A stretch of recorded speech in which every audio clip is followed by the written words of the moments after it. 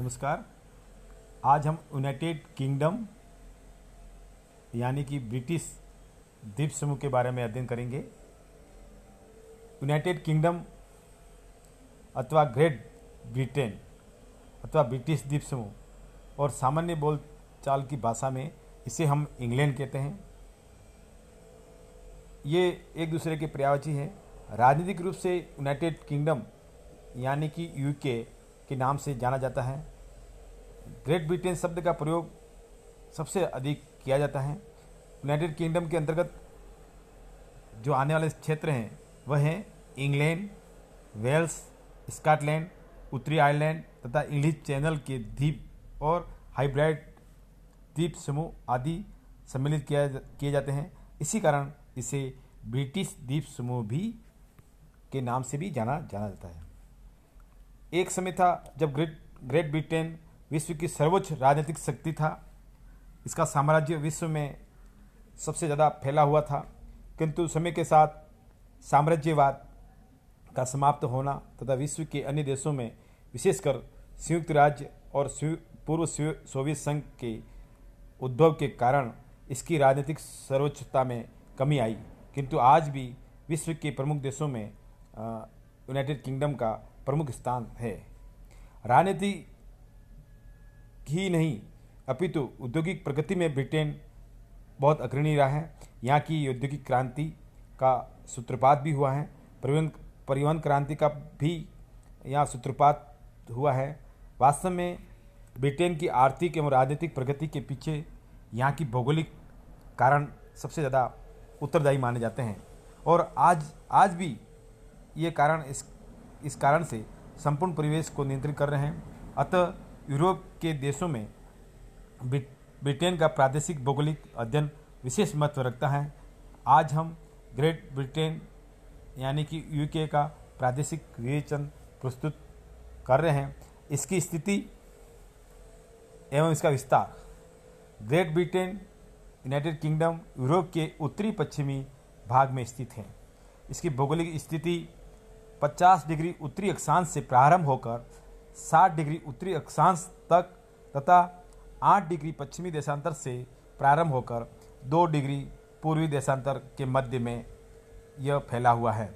अर्थात यह उत्तर से दक्षिण लगभग 1000 किलोमीटर तथा पूर्व पश्चिम से 520 किलोमीटर क्षेत्र में विस्तृत है। इसका लगभग कुल क्षेत्रफल 2,30,600 वर्ग किलोमीटर है, जो कि भारत के क्षेत्रफल से 20 गुना छोटा है तथा आकार की दृष्टि से यह विश्व में के देशों में 75वां स्थान रखता है तथा विश्व के कुल धरातल का मात्र 0.18% भूभाग ही घेरा हुआ है। इसके पूर्व में लंदन नगर के बीच से 0 डिग्री अक्षांश अर्थात ग्रीनविच रेखा गुजरती है। ग्रेट ब्रिटेन यूरोप के देशों से अथवा यूरोपीय मुख्य भूमि से इंग्लिश चैनल से अलग होता है। ग्रेट ब्रिटेन की भौगोलिक स्थिति सर्वाधिक महत्वपूर्ण है। इसका प्रभाव यहाँ की शक्ति, यहाँ की राजनीति, यहाँ की आर्थिक प्रगति पर अत्यधिक पड़ा है तथा आज भी यह महत्वपूर्ण है। यहाँ की प्रमुख विशेषता, यह क्षेत्र यहाँ उत्तरी पश्चिमी यूरोप में प्रायद्वीपीय स्थिति रखता है तथा यूरोप की मुख्य भूमि से अलग होने के कारण विगत शताब्दियों में सीमा विवादों से हमेशा दूर रहा है। अनेक युद्धों में सक्रिय होते हुए भी इसके मुख्य स्थल पर युद्ध कभी भी नहीं हुआ है। दूसरी बात है, शीतोष्ण जलवायु के क्षेत्र में स्थित होने से यहाँ की जलवायु मानव की कार्यक्षमता के विकास में काफ़ी सहयोग करती है। तीसरी जो मुख्य विशेषता है, ब्रिटेन की सामुद्रिक स्थिति से ने ही यहाँ की जलवायु को बहुत उपयुक्त रखा है। चौथी बात, ब्रिटेन के निकट से गल्फ स्ट्रीम नामक गर्म जल धारा प्रवाहित होती है, जिससे यहाँ के बंदरगाह जमते नहीं हैं और वर्ष भर खुले रहते हैं। पांचवी बात, जलीय स्थिति का एक लाभ यहाँ प्रचुर मात्रा में मिलता है। मछली उपलब्ध होती है, जिससे खाद्य समस्या का समाधान होता है। वर्तमान में ब्रिटेन अटलांटिक महासागर के प्रमुख सामुद्रिक मार्ग पर स्थित है। यही नहीं अपितु वायु मार्ग के क्षेत्र में भी काफ़ी विकसित है। ब्रिटेन का तट अत्यधिक कटापटा है, इससे यहाँ अनेक प्राकृतिक बंदरगाहों का निर्माण हुआ है। अमेरिका की खोज के पश्चात ब्रिटेन की स्थिति व्यापारिक एवं सामरिक दृष्टि से महत्वपूर्ण हो गई है। स्थिति की विशेषता के कारण ही प्रारंभ से ही यहाँ सामुद्रिक यात्राएं की गई और उन्हीं के माध्यम से कालांतर में उपनिवेश स्थापित हुआ। आज अनेक उपनिवेश समाप्त हो चुके हैं, किंतु उनसे अप्रत्यक्ष संबंध आज भी ब्रिटेन का माना जाता है। अब है ब्रिटेन की भूगर्भिक बनावट, जियोलॉजिकल स्ट्रक्चर।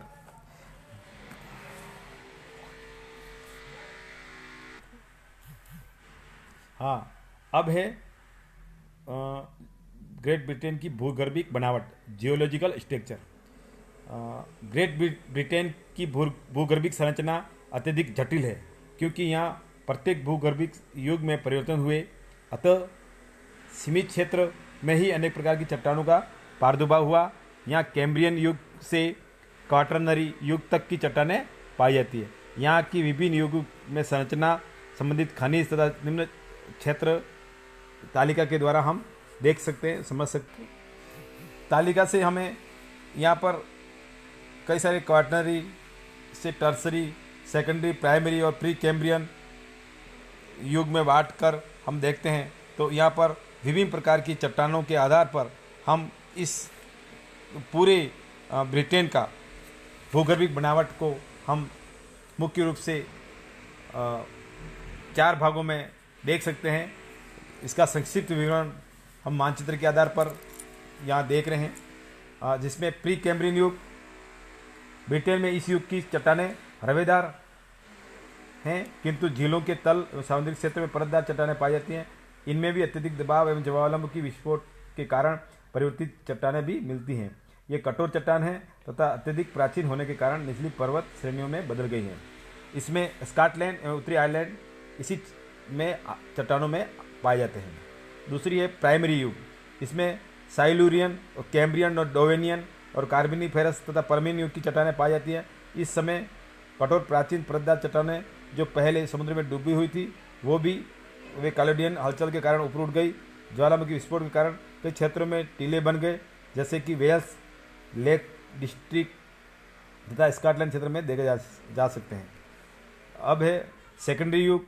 इस युग में टेरेसिक और ज्यूरेसिक एवं क्रेटिसिस काल की चट्टानें बनी हैं। इस युग में शुष्क दशाओं के विस्तार के कारण सैंडस्टोन और लाइमस्टोन के साथ साथ नमक व जिप्सम भी बना है, जो छोटे आंतरिक बेसिन क्षेत्रों में पाया जाता है। अब है टर्सरी युग। यही वह काल है जिसमें यूरोप व अन्य महाद्वीपों में पर्वत का निर्माण हुआ, किंतु ब्रिटिश द्वीप समूह पर इसका कम प्रभाव पड़ा, क्योंकि यहाँ की चट्टानें प्राचीन तथा कठोर थी, किंतु इसका प्रभाव अनेक क्षेत्रों में भ्रंश तथा लावा प्रवाह के रूप में हुआ। मूल स्के और स्टेपा तथा अंट्रीम की छोटी पहाड़ियों का निर्माण हुआ। इसी आधार पर टर्सरी काल में समुद्र का प्रभाव रहा तथा नदियाँ दक्षिणी पूर्व को प्रवाहित रही, जिससे कले तथा मिट्टी का जीवाश्म तट के समीप मिलते हैं। यही क्षेत्र ब्रिटेन का कृषि क्षेत्र में काम में आता है। और इसमें है लास्ट है क्वाटरनरी युग।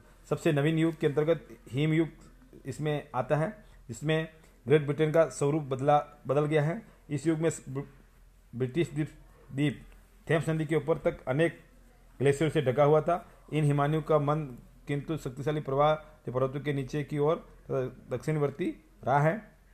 इस प्रवाह से संपूर्ण क्षेत्र की मिट्टी का समाप्त कर दिया गया है और आज इस प्रवाह के निचले क्षेत्र में मिट्टी का जमाव पाया जाता है। अब है ग्रेट ब्रिटेन का धरातल स्वरूप, relief of the great Britain. Great Britain का धरातल का उच्चावश यहाँ के भूगर्भिक परिवर्तन की उपज है। यहाँ की धरातल की 2 श्रेणियों में विभक्त किया गया है, निम्न भूमि लॉलैंड्स और दूसरा है उच्च भूमि। निम्न भूमि ये ऊंची उठी हुई पर्वतमाला के किनारे किनारे परतदार चट्टानों की बनी हुई है। इसमें मिडलैंड, दक्षिणी और पूर्वी इंग्लैंड सम्मिलित हैं। इसे डाउन्स और फेंस के नाम से पुकारते हैं। इसके अलावा स्कॉटलैंड का मध्यवर्ती मैदान भी निम्न भूमि में सम्मिलित है। उच्च भूमि में स्कॉटलैंड से वेल्स तक चली गई है। मध्य में चौड़ी फैली हुई और पिनाइन के नाम से पुकारी जाती है। ये पहाड़ कैम्ब्रियन युग के बने हुए हैं। ये दक्षिण पश्चिम में कोस्टवाल पहाड़ी और पश्चिमी इंग्लैंड तक चली गई है। उत्तर में पिनाइन श्रेणी के नाम से उत्तर मध्य इंग्लैंड के पहाड़ सोवाइट पहाड़ी तथा दक्षिणी उच्च भूमि बनाती हैं। स्कॉटलैंड में ग्राम्पियन पहाड़ और स्कॉटलैंड की उच्च भूमि बनाते हैं। यही ब्रिटेन की सबसे ऊंची चोटी बेन नेविस है जो लगभग 1350 मीटर है। ये पर्वतमाला कैलोडियन पर्वत निर्माणकारी हलचल से बनी हुई है। प्लेस्टोसीन हिमयुग में ग्रेट ब्रिटेन पश्चिमी यूरोप से स्थल द्वारा जुड़ा हुआ था। इसका पश्चिमी सीमा बनाता था। वर्तमान डोवर जल प्रवाही का धरातली पुल का सा काम करती है। इसके निम्न प्रमाण पाए जाते हैं। स्कॉटलैंड और स्कैंडिनेवियन पहाड़ियों की चट्टानों एक सी कठोर और पुरानी है। दूसरी जो प्रमाण है जो है पूर्वी इंग्लैंड के मैदान नीदरलैंड और उत्तरी जर्मनी के यूरोप के बड़े मैदान का ही अंश है। दक्षिणी पूर्वी इंग्लैंड में खड़िया मिट्टी और चूने के पर्वत खंड एवं घाटियाँ जैसे वैसे ही उत्तरी फ्रांस में भी पाई जाती हैं। चौथी बात है ब्रिटानी फ्रांस और कॉर्नवाल ब्रिटेन के धरातल की बनावट और दृश्य एक जैसे हैं। इंग्लैंड तथा और आयरलैंड से जुड़े होने के प्रमाण इस प्रकार यूरोप से इंग्लैंड से जुड़े होने के प्रमाण भी नहीं मिलते हैं, वरन आयरलैंड से भी जुड़ा हुआ था। इंग्लैंड का प्राकृतिक मानचित्र देखने पर ज्ञात होता है कि यदि एक रेखा दक्षिण पश्चिम में टीज नदी के मुहाने से उत्तर पूर्व में एक्स तक खींची जाए तो यह रेखा ग्रेट ब्रिटेन को दो भागों में विभाजित करती है। उत्तरी पश्चिम में उच्च भूमि और दक्षिण पूर्व में निम्न भूमि। दोनों भागों की भूगर्भीय बनावट की तुलना करने पर पुरानी पहाड़ी प्रदेश और पठार को अपरदनकारी कारण शक्तियों के से काट देने से अवशिष्ट बची हुई नजर आती हैं। यह कैलोडियन युग की पर्वत निर्माणकारी हलचल से बने मुर्दार पर्वत है। ग्रेट ब्रिटेन के अधिकांश कोयला क्षेत्र इसी रेखा के उत्तर पश्चिम में फैले हुए हैं। उत्तरी आयरलैंड अधिकांश पठारी और बीच बीच में नीचे उठे बैठ गए, जिसे लॉब नया झील ब्रिटिश द्वीप की सबसे बड़ी है। इन पठारों में कोयला और लोहा पाया जाता है। निम्न भूमि दक्षिणी पूर्वी मैदानी भाग या निम्न भूमि नई प्रस्तरीय युग की पर्दा चट्टानों की बनी है। बीच बीच में ऊंची भूमि के आ जाने से अलग अलग हो गई है। कहीं भी यह भाग 185 मीटर से अधिक ऊंचे नहीं है। इसमें दक्षिणी पूर्वी का लंदन बेसिन सबसे बड़ा मैदानी भाग है। पर्वतीय भूमियाँ चूने और खड़िया मिट्टी की चट्टानों से बनी हुई है और मैदानी भाग नदियों की घाटी में जमा की हुई कॉप मिट्टी का बना हुआ है। ब्रिटेन की उपयुक्त उच्च भूमि निम्न भूमि को धरातली भागों में विभक्त कर सकते हैं। उच्च प्रदेश में स्कॉटलैंड का उच्च प्रदेश, दक्षिणी पठारी प्रदेश, मध्यवर्ती निम्न प्रदेश या मिडलैंड घाटी प्रदेश, लेक डिस्ट्रिक्ट क्षेत्र, वेल्स का पठार, डेवन और कार्नवाल प्रायद्वीप, पिनाइंस, ये उच्च प्रदेश में आते हैं। अब है निम्न प्रदेश में मिडलैंड्स, लंकास्ट्रिया का मैदान, उत्तरी पूर्वी मैदान, ब्रिस्टल मैंडी प्रदेश, समरसेट का मैदान, ज्यूरेसिक स्कार्पलैंड्स और चाकलैंड्स और बिल्ड और लंदन बेसिन, हेम्पशायर बेसिन और आयरलैंड। इस तरह से ग्रेट ब्रिटेन का धरातली स्वरूप को हमने समझने की कोशिश की। धन्यवाद।